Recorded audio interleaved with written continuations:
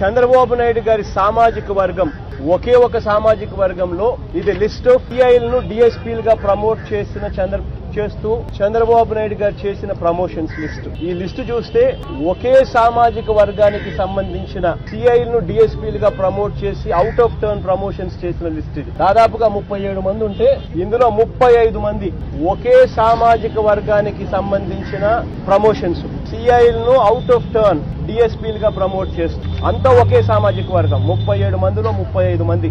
అందులో మిగిలిన ఇద్దరిలో కూడా ఒకరు అదే సామాజిక వర్గంకు సంబంధించిన వాళ్ళను పెళ్లి చేసుకున్న పరిస్థితి. అంతటి దారుణంగా డిఎస్పీలను కూడా చంద్రబాబు నాయుడు గారు సెలెక్ట్ చేసుకుని పోలీస్ యంత్రాంగాన్ని దుర్వినియోగం చేయడానికి రెడీగా ఉన్న పరిస్థితులు.